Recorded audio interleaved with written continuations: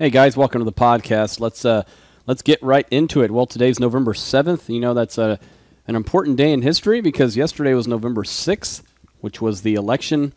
And unless you've been under a rock, you know what happened there. And either your candidate is in for another 4 years or your candidate didn't quite make it all the way and isn't going to be president. So either way, your investments aren't affected.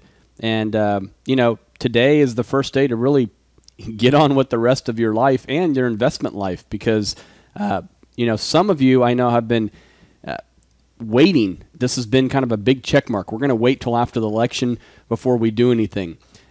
Some of you are waiting till the fiscal cliff. And I think one thing that we know is that the market was trying to price in different scenarios. And what we really got was 4 more years of gridlock, or at least 2 more years of gridlock, because obviously the House stays the same, the Senate stays the same, and the presidency stays the same. And from what we know in the past is that you know, they didn't get a lot done. Now, I'm not going to go into too much politics today, although that would be a great fun show. But the thing is, President Obama now has 3 choices to make. There's 3 scenarios as I see it. We're going to have one scenario, which is we're going to get exactly what we've seen in the last 4 years, which is a bunch of gridlock, not getting anything accomplished. We know that's not a good scenario, right? Because we have the fiscal cliff coming up in a couple of months. So that's number one. The second scenario is that President Obama decides to compromise on a lot of things that maybe he didn't compromise on in his first term, because he doesn't have to worry about his base anymore or getting reelected because now he's a lame duck.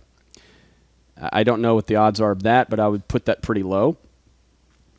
I think the third scenario is that he becomes even more liberal and you know, really wants to push through his agenda because now he really doesn't have to worry about getting reelected because he's a lame duck.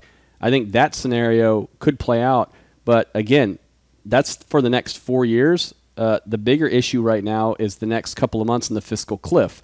The stock market, you know, when it appeared that Obama was going to be reelected and you started to see things like states like Pennsylvania, Michigan, Wisconsin, New Hampshire go his way, you started to see the futures sell off.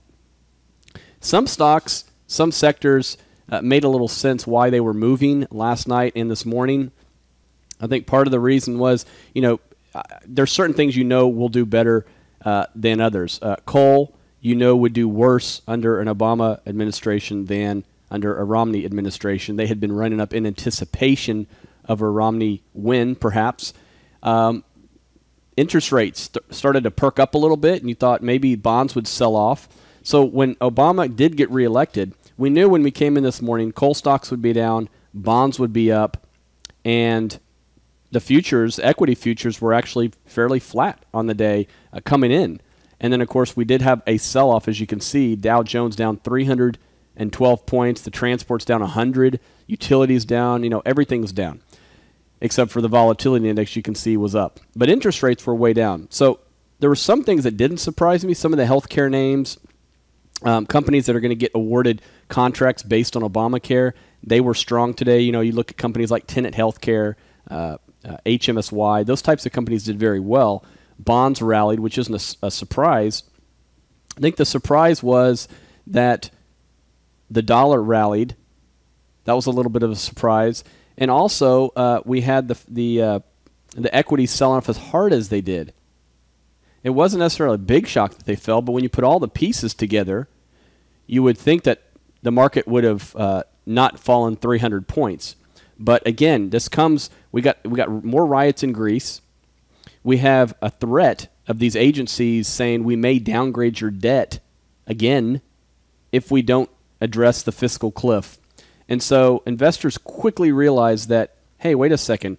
Yeah, we may get more of the same, and you would think free money, low interest rates, stock market would race up on that. But there's real issues to deal with. And now it's coming home to roost that you can only have so much free money. It can only take you so far. You have corporate profits to think about. You have debt issues to worry about and the economy to worry about. And that's what's happening. And so investors realized that very quickly this morning. But there was a lot of knee-jerk reaction, overreaction, stocks moving very big in one direction or another. And so what we want to do today, obviously, is not only look at where we are, but as I said in the previous podcast, you should have gone into last night positioned to where you weren't making a big bet one way or the other. Because there was a report yesterday that Romney was doing very well in Ohio. The stock market made a little burst up. That was a bogus report. Stock market didn't really give it back until this morning, and then it went straight down. But as you can see from the numbers here, pretty much selling across the board, risk off, money flowed into bonds, municipal bonds, all kinds of bonds. And that's why I've been pointing out and reiterating so strongly that regardless of your age and your quote-unquote risk profile and all that mumbo-jumbo, you have to have this balanced approach in this day and age, because you may think interest rates are too low and that bonds are going to sell off, but they had a huge day today. And so if you own some bonds, which I do, and if you own and have some cash, which I do, and some things that went up today, which I do, you can sleep at night. And again, as I pointed out the last time we did the podcast, it's not to say that you come away and you're up today. Maybe you have a trading account and you were net short betting on this and you made some money today. But with your broad portfolio, your life savings, you probably lost a little bit of money today. But can you sleep tonight? People that were betting really big on a Romney win and the market would take off and they bought, triple leveraged ETFs, they're going to lose some sleep. They probably lost sleep last night, but they're lost some real money today. And so that's why coming into it, I was positioned in such a way that I wasn't making a huge bet one way or the other. Meaning if the market were up 300 points today, I wouldn't have made as much money. But the fact that it was down 300 didn't lose as much money. And so you have to look at that. So now what we have to do going forward is say, look, we have one thing checked off the box. The election is now behind us. We know what we have to deal with. And so the next thing is the fiscal cliff.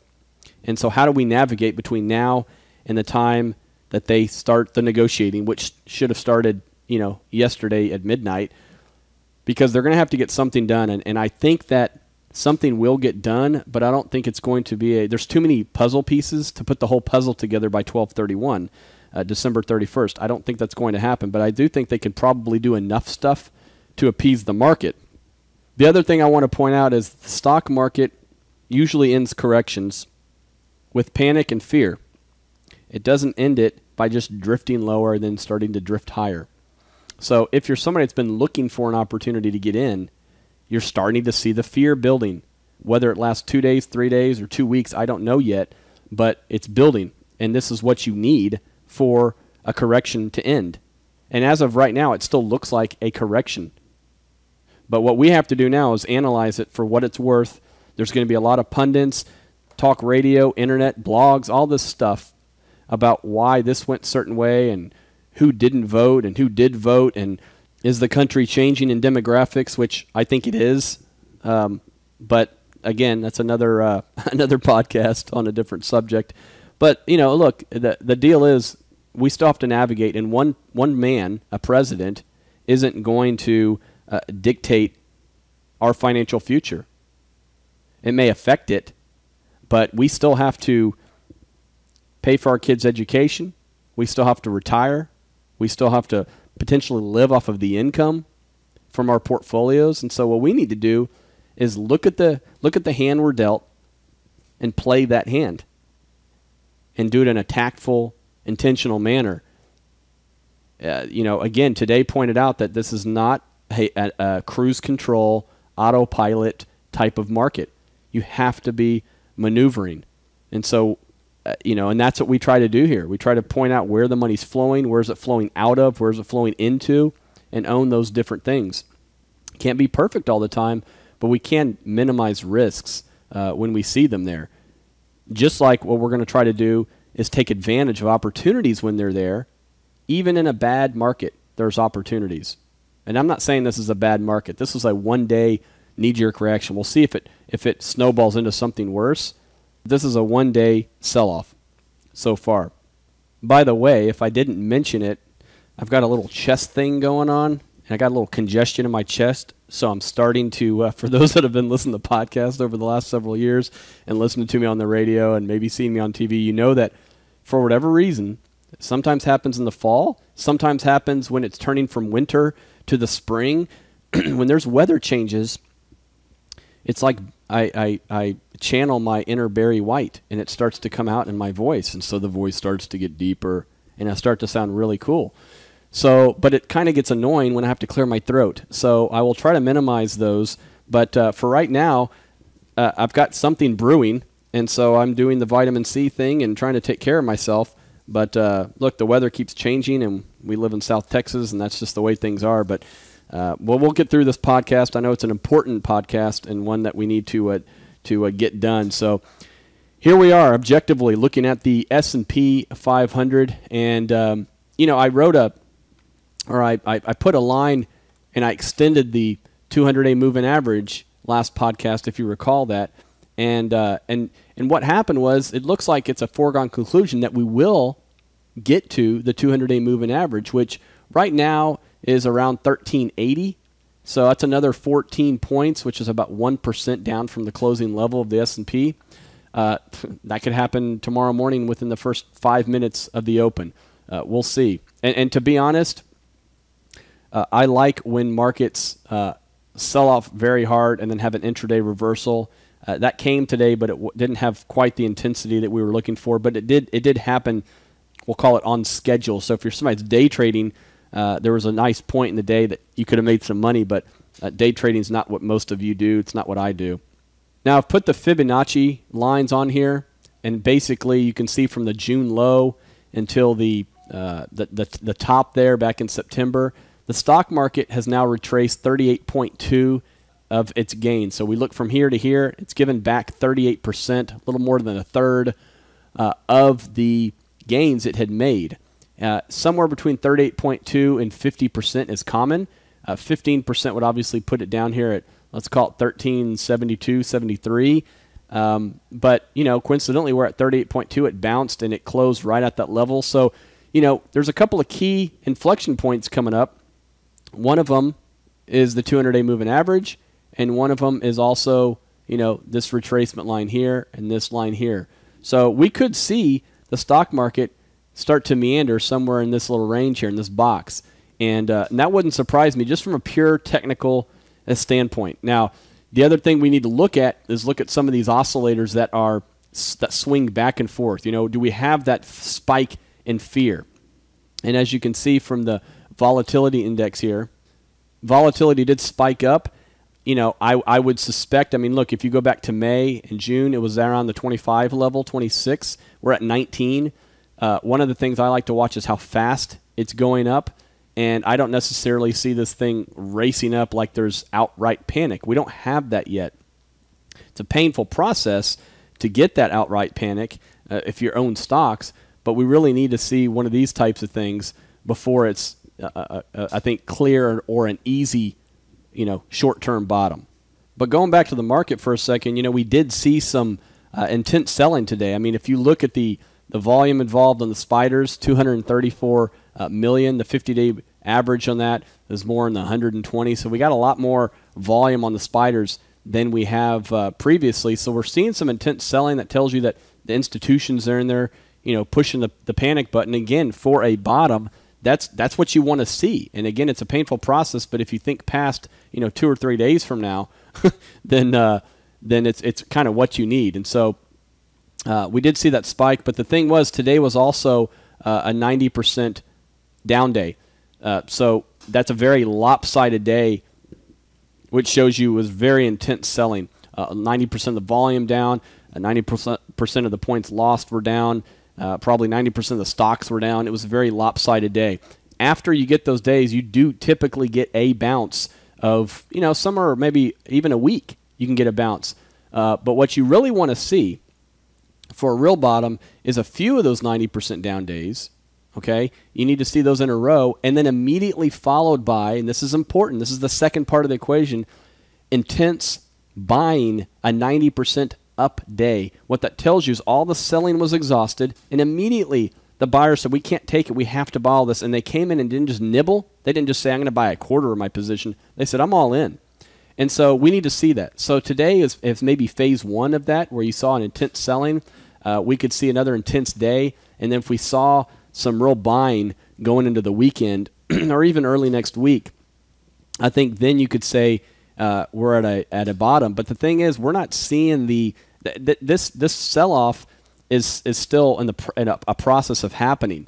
I mean, look, it just started here recently. You're just now getting the 50-day moving average rolling over. So this thing is just now happening. So the point is that it hasn't necessarily run its course, and I think what you're looking for, if you're somebody looking to buy, is you're wanting to see this thing, start to do this over a few days. And that means, a down tick here, an up tick here, maybe a down tick here.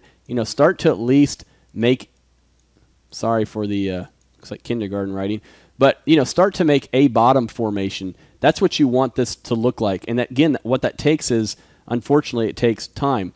And, maybe you want to break above this little, because we're in a channel now, right? And we're at the lower end of the channel. So what we want to see, and I'll redraw this, what we want to see is it break out of this. And it may come back down. Maybe the 200-day moving average is moving along, and then it busts out, and off we go. That would be an ideal situation. So again, if you're holding cash, which I've been holding cash, heavier amounts of cash for most of 2012, a lot of cash, and have a lot right now, is you got to find that spot to put this money to work. And again, part of it may be a trade, and this goes back to the overall portfolio management, but part of it may be for a trade where you just say, hey, I'm going to go buy the most aggressive thing I can because it's the selling is overdone. Or you go and just start saying, look, what stocks meet my parameters for buying a good deal? The stocks got so cheap because they were blistered by the market, but the fundamentals haven't changed one bit. I'm going to go identify those stocks. That's one piece. And then also what's holding up relatively well on a relative basis, what's doing well versus the market. But the other side of this is the income. A lot of REITs did very well today. They held up very well. A lot of them were up. A lot of closed-end funds. You had municipal bonds did very well today. Again, fiscal cliff coming, taxes going up, municipal bonds saw a lot of money flowing into them. So that's an area we want to be invested in as well. But again, when you put all those pieces together, then you have a portfolio, not just a trading account. And I know this is called through a trader's eyes, and we want to look at certain stocks in certain areas and where the money's flowing. But bottom line is there's still some portfolio management and some things that you're owning for income or other purposes, and that's part of the whole puzzle. But one of the areas that we did see money flowing into was the gold miners. Now, gold miners is something that I basically wrote up and had this, and I think we talked about it on the podcast at one point.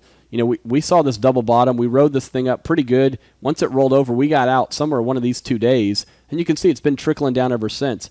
It's coming back to this old breakout area, and I'd like to see it pull back to maybe the 48 level, something like that, 48.5, and then buy it, because I'm still constructive on gold. I mean, look, the fear of gold, and I think why you saw part of this sell-off, and we'll go to the actual gold chart GLD. We'll use the surrogate for gold. But the reason that you saw this sell-off is because I think Romney was looking pretty good in the polls, and I think he was very, it's going to talk about China being a currency manipulator, and he was going to be strong on the dollar. Well, strong on the dollar means gold goes down, and that's what happened. It was going down. And so, now that Obama won, you saw gold go up today. So I think gold makes sense, and I think that the policies of the Obama administration and the actions of the Fed will lead to a weak dollar over time. So gold, for me, is more of a core position. It's not a big position, but it's something that I think after we've had the sell-off, you can buy. This is pretty much, right in here, is about a 50% retracement from here to here. So it's given up half of its gains from the June low or May low, and I think it's at an attractive spot. But again, I'm not looking at it as a trade, whereas GDX or the gold miners, you would look at it as a trade. And so it's not a bad spot right now. I would have liked to see it pull back a little further, maybe another 5%. So watching gold miners as well. But you obviously saw money go in there. You saw money go into treasuries, and it kind of break above this 50-day moving average. And so Treasuries, again, as picked on as they are still working. They got caught kind of in between this 200-day moving average. They hung around there, and the 50-day, and you knew just something was going to break. These Bollinger Bands got very narrow in here, and what happened was they broke out to the upside here today, up 1.8% or $2 on the TLT. So everything related to that bonds did well because, look, Bernanke's going to be in there for at least another year as his term runs. He's not going to get, quote-unquote, fired by Romney. And so he's going to be in there for another year, and he's not going to do anything different, folks. He's going to continue to drop money out of helicopters, hence Helicopter Ben being his nickname. And there's nothing, it's not like these people are going to change overnight because there's an election. They're still the same people with the same old policies. Okay, maybe there will be some compromise, and that would be, at this point, that would be a great thing for this nation is for, this will never happen, but if Obama had Romney come on as some type of economic advisor and adopted some of his policies, and the country saw these two people working together and had some real solutions, I'm not holding my breath. I don't think that's going to happen. But the thing is, these people probably aren't going to change. And so because they're not going to change, all we have to do is look back what's happened. What's happened is you have dollar destruction, you have more printing of money, you have more debt. And so treasuries continue to work for a time, right? There's going to be one day where people don't buy our treasuries and people don't keep lending us money. And that day will come. But for right now, not only did you have the risk-off trade, so money flows into treasuries, but you had the pro-Obama trade, which money goes into treasuries. So that's part of the Obama trade is treasuries. So you saw money flowing in there as well, and obviously some of the short funds did well today. But that's basically where a lot of the money was flowing, was into bonds and anything related to bonds. But we did see REITs do very well, and of course money came out of energy pretty heavily. So that was the main areas of focus today. Let me just leave you with this today. I don't know who you voted for. Obviously, this country is very, very split. Basically, half the nation wants to go in one direction, half the nation wants to go in another direction. But at the end of the day, look, we're still Americans. This country, if you're somebody that voted for Romney and against Obama, you may be disappointed today.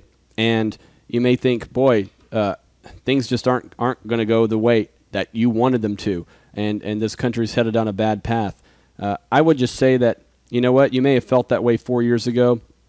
We do have more debt now. We have some issues to deal with, but we're all still here. And we all still want a lot of the same things. And I think overall, again, what we're going to try to do is navigate through this. And there's going to be opportunities. And there's going to be opportunities sometimes for us to benefit from falling markets, especially when they roll over and not just go down 300 points in one day, but when it sets up to be a real bear market, that may set up opportunities. So there's going to be opportunities for bears and bulls, and there's going to be places to always put our money. And so my job is going to be continue to point out what those areas are, show you what I'm looking at.